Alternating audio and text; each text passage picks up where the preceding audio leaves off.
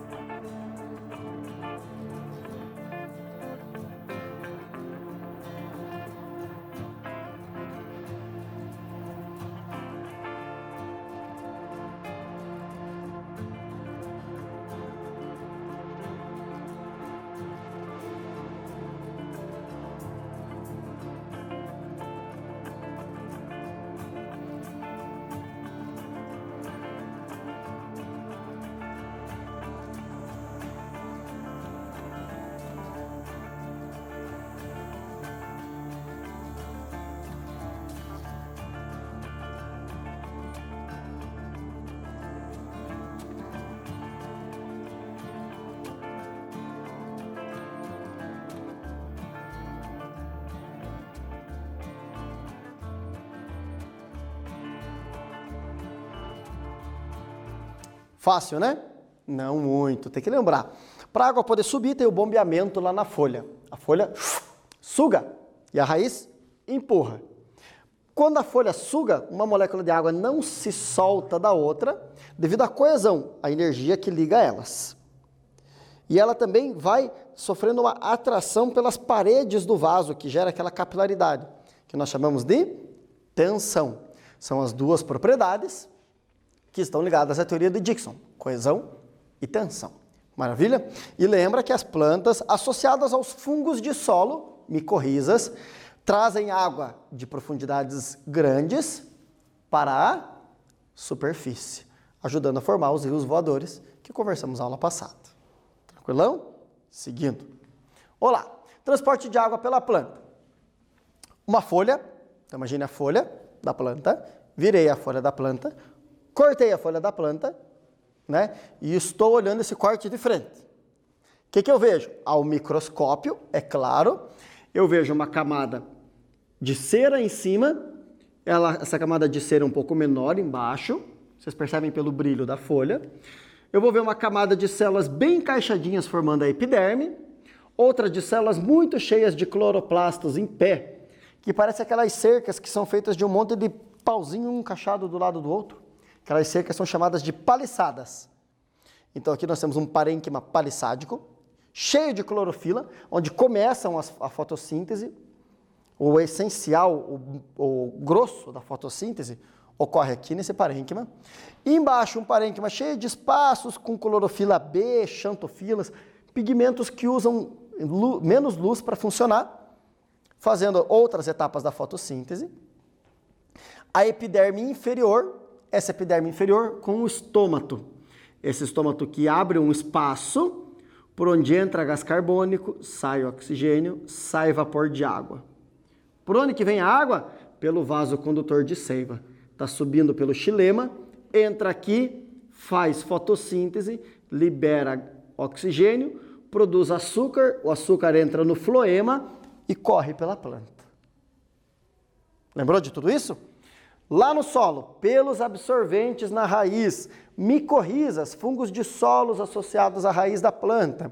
Pelo xilema, a seiva sobe, capilaridade, coesão, tensão, transpiração no estômato. Faz fotossíntese. Os açúcares se dissolvem na água, por diferença de concentração, se espalham pela planta. Relembrou tudo isso? Nossa, professor, foi muito rápido por quanto eu gravei. Então tá bom. Então volta na aula onde eu expliquei isso bem devagar, bem com calma, assiste e daí você assiste essa novamente. Combinado? Vamos em frente. Olá, xilema, só num sentido, só subindo, né? Só do sentido raiz, folha, raiz, folha. Se você cortar aqui e entrar ar, problema no sistema, né? Ar não tem coesão, tensão. Então você cortou uma rosa, vai pôr num potinho com água. Antes de pôr no potinho com água, você vai vir numa parte mais alta e vai cortar. Por quê? Porque parte desses vasos já se encheram de ar. Quando você colocar na água, ele não vai conseguir absorver aquela água.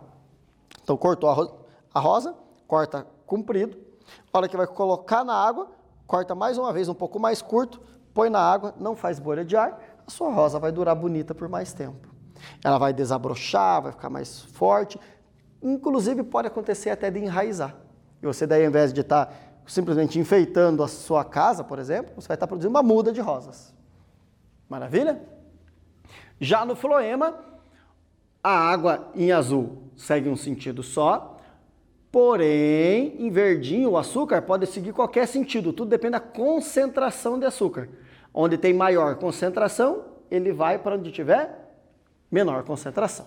Não tem uma direção, só para cima, só para baixo, não. A direção é do hipertônico para o hipotônico. Beleza? Em frente, exercício para vocês. Denomina-se de seiva bruta a solução formada por água e sais minerais que é absorvida pelas raízes da planta. Essa seiva é transportada pelo corpo do vegetal por meio de um tecido chamado de... Qual é o tecido que conduz essa seiva? Anota, responde. Eu estou de volta daqui a pouco.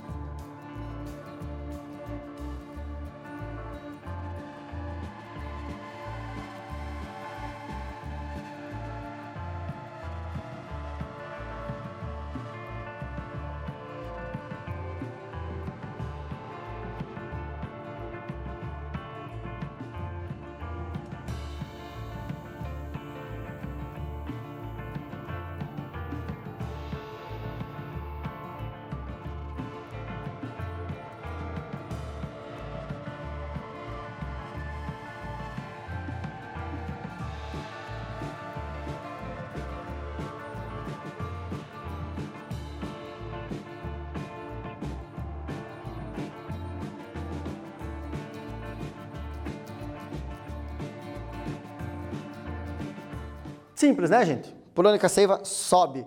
Macetinhos, nada a ver do professor Jefferson. A seiva sobe pelo xilema, né? Qual o tecido condutor de subida? Seiva bruta? Xilema. Maravilha. Seguindo em frente, nossa planta ali que requer muito hormônio para crescer. Que hormônios são esses? Auxinas, giberelinas, citocininas, etileno e ácido abscísico. Uau, vários nomes, né? Existem mais substâncias que têm ação hormonal nas plantas. São mais de 27 hormônios catalogados, porém nem todos presentes em todas as plantas. Nós destacamos esses 5 hormônios que estão presentes em todas as plantas. A auxina, por exemplo, está ligada com alongamento de células. Só que ela tem uma sensibilidade à luz. Na presença de luz, ela causa alongamento. Na ausência de luz, ela causa encurtamento. Então imagine um caule que está na horizontal. Está recebendo luz. A auxina, por gravidade, acumula aqui embaixo, correto? As células aqui embaixo vão alongar mais do que as de cima e o caule vai fazer isso aqui. Vai virar pro alto, sempre buscando a luz. Se isso aqui for um pedaço do caule que está dentro da terra, a auxina acumulada aqui embaixo vai fazer essas células crescerem menos do que as células acumuladas aqui em cima. E vai fazer com que essa raiz se curve para baixo, sempre buscando profundidades maiores. A auxina também está ligada, pessoal, a desenvolvimento de frutos. Após a fecundação, um fruto começa a se formar por causa de auxina. E se você encontrar um fruto sem semente, pode ser que a flor começou a produzir auxina sem ter fecundação. E é essa a técnica para produzir melancia sem sementes. Mas a minha intenção com essa laranja não é só essa. Logo mais eu falo mais sobre ela. As giberelinas estão associadas à produção de mais células, principalmente nas pontas, crescimento em altura e também germinação de ramos laterais.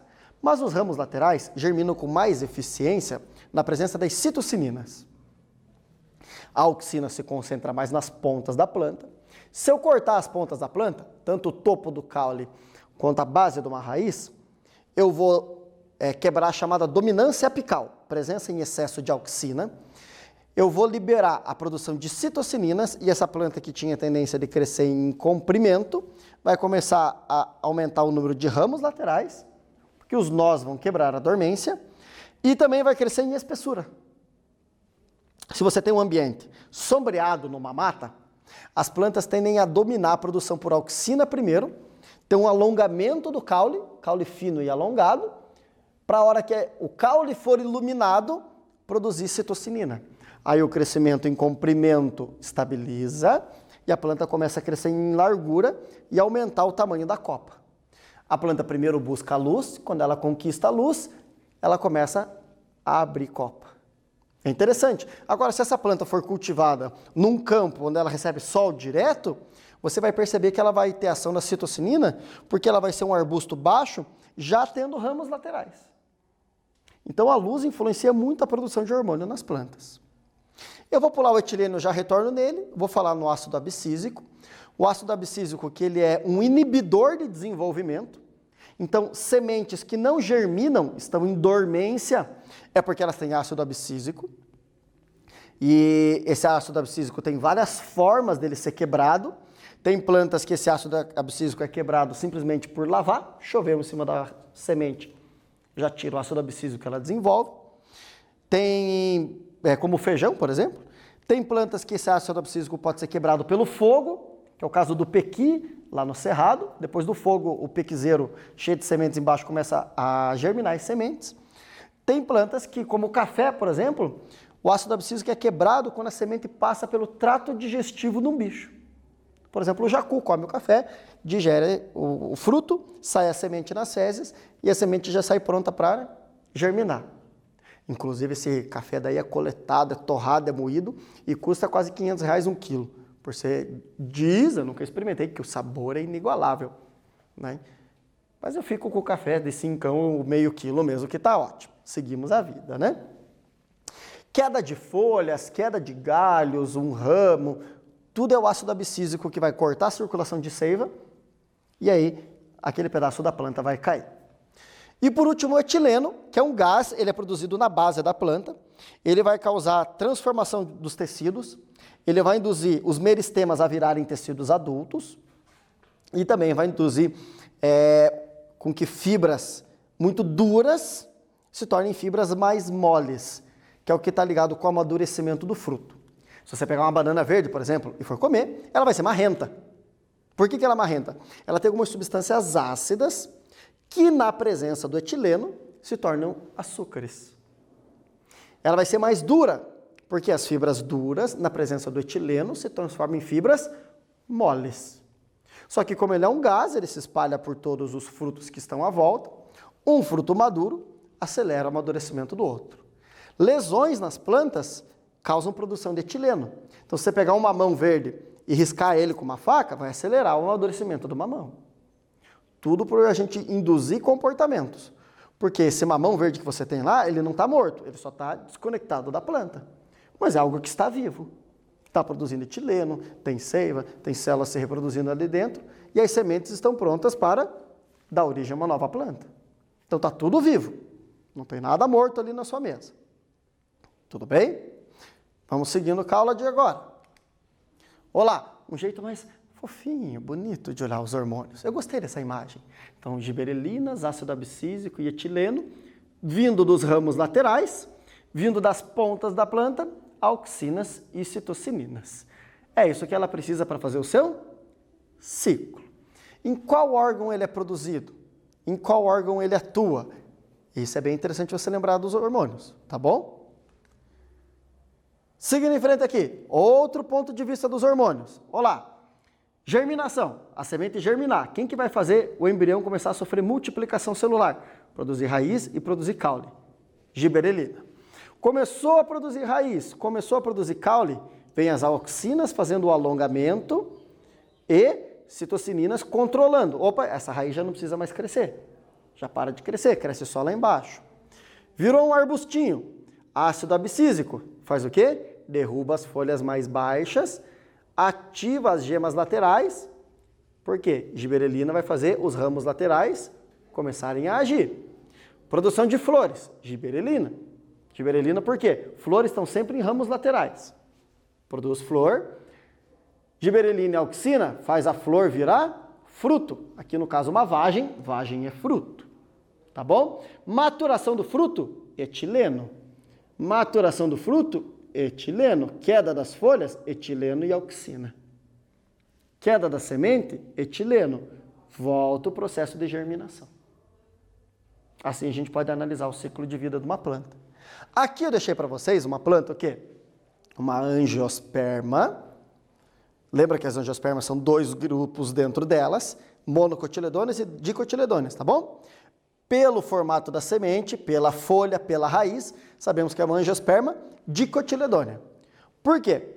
Porque as dicotiledôneas têm raiz principal, ao contrário das monocotiledôneas que não têm raiz principal, ela é uma raiz toda fasciculada, folhas largas, com as nervuras reticuladas em todas as direções, enquanto monocotiledônea, as nervuras, os vasos condutores da folha são paralelos. O caule da dicotiledônea tem crescimento secundário em espessura, monocotiledônea é só crescimento primário em altura. E as flores e frutos das monocotiledôneas são trímeras, feitos de 3 unidades ou múltiplos de 3. Olha um exemplo que eu trouxe para vocês. Isso aqui é o fruto de uma monocotiledônea. A palmeira tem crescimento primário, cresce em altura, o coqueiro. Raiz fasciculada, ou seja, não tem uma raiz principal. A folha é comprida com as nervuras paralelas. E vocês podem observar essas 3 linhas aqui. O ovário é dividido em 3 partes. A flor tem 3 pétalas. O fruto tem 3 lojas, 3 compartimentos. Inclusive, se você pegar isso aqui, o coco maduro, colocar no congelador, 15, 20 horas, depois você tirar e vir com um martelo batendo lentamente em cima dessas linhas, ele se parte, você descasca o coco inteiro e sobra só a polpa redondinha para você comer sem ficar sofrendo. Já pensou nisso? Bem melhor descascar o coco assim. Agora, se estivermos falando dos frutos das dicotiledôneas, eles vão ter 4 ou múltiplos de 4. 5 ou múltiplos de 5 nas pétalas e nos ovários. Como assim? Tomara que essa laranja aqui não seja híbrida. Ótimo, então ela não vai me decepcionar. Cada gomo é um compartimento do fruto chamado loja, e se nós contarmos tem 10. Portanto, múltiplos de 5. Maravilha? Olha esse fruto aqui. Super saboroso, né? Uma abóbora. Isso é um fruto. Isso é um ovário que se desenvolveu. Quantos compartimentos ela tem? Por fora eu posso contar, nem preciso rachar essa abóbora aqui e sofrer ao vivo aqui na câmera para vocês. 10 gomos. 10 compartimentos. Opa, 10 é múltiplo de 5. Se é múltiplo de 5, dicotiledônia. Mas nem todo fruto é o que nós esperamos. Por que eu trouxe essa maçã? A maçã é uma dicotiledônia, mas quando nós olhamos para ela, nós não prestamos atenção nisso aqui. Aqui é o receptáculo da flor que cresceu.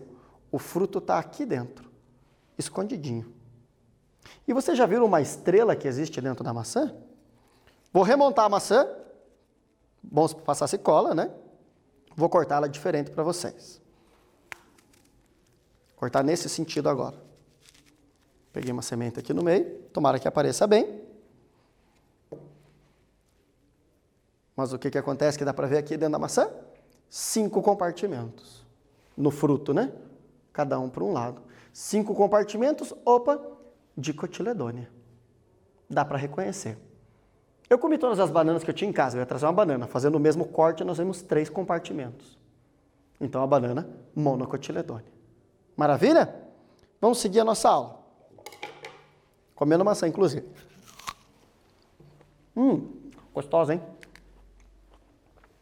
Carros frigoríficos são usados para transportar frutos a grandes distâncias sem que amadureçam.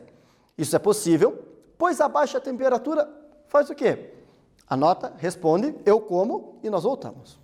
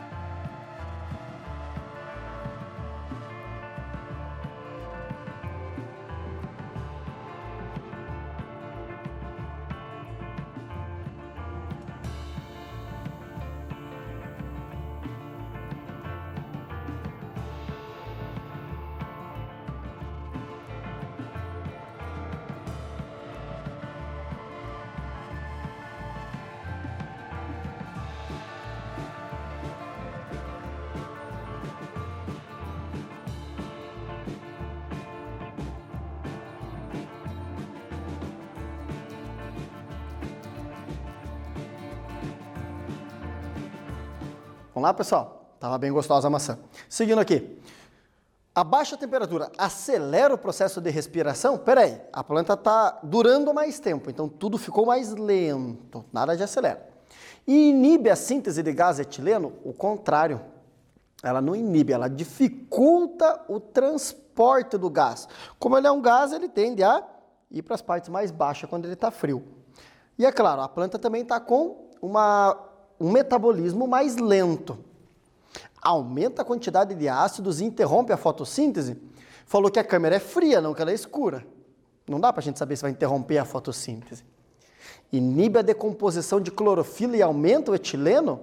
Se aumentar o etileno, amadurece mais rápido. Inibe a respiração e acelera a fotossíntese. Para que a planta vai respirar um monte, vai fazer muita fotossíntese se ela não respira? Ela tem um limite de fotossíntese que ela vai fazer conforme ela respira. Então ficou para nós aqui, né? Diminui o etileno, mas principalmente não é nem tanto a diminuição do etileno, e sim ele ir para baixo por causa do frio, e reduz a respiração da planta. Maravilha? Seguindo, fotoperíodos. Plantas de dia curto, ou seja, florescem quando os dias ficam menores do que as noites. Plantas de dia longo, florescem quando os dias ficam maiores do que as noites.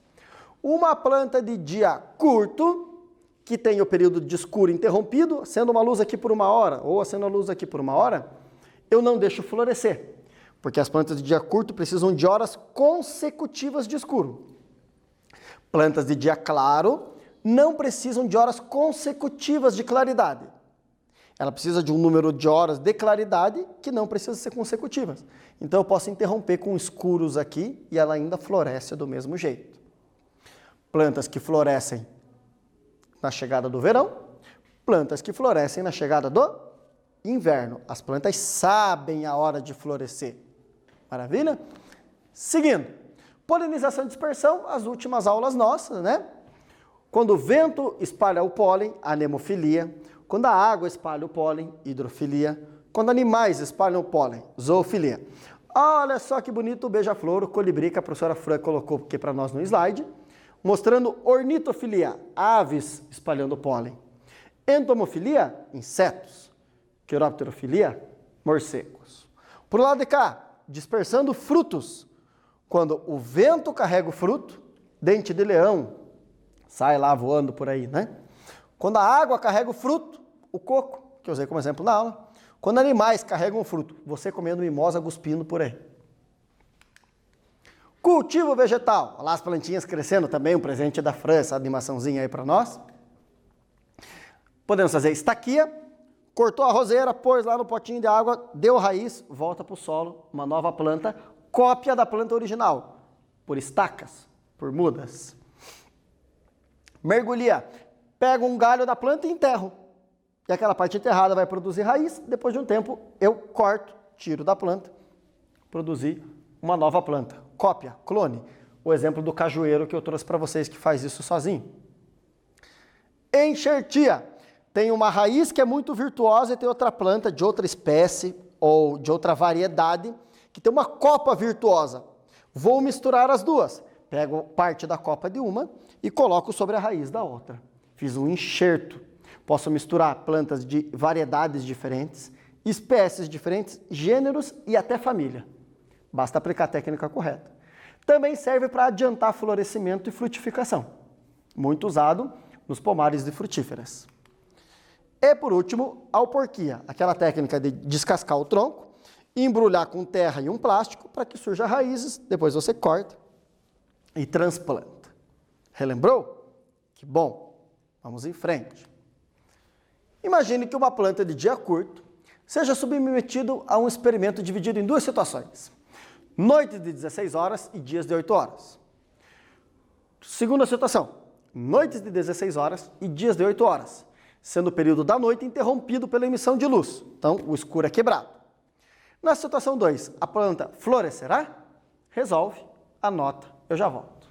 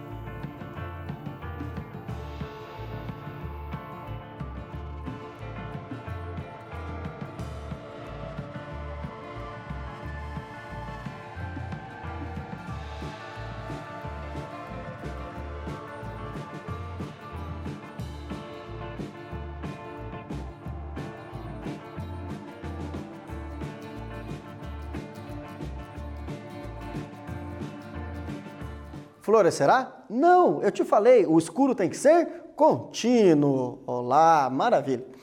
Fechando, pessoal. Sabedoria no uso dos recursos, sabedoria no uso da água, sabedoria na gestão da sua vida durante o isolamento. Faça tudo isso. Adicione aqui plantar, que não está na lista. Obrigado por acompanhar essa aula. Nos vemos na próxima aula.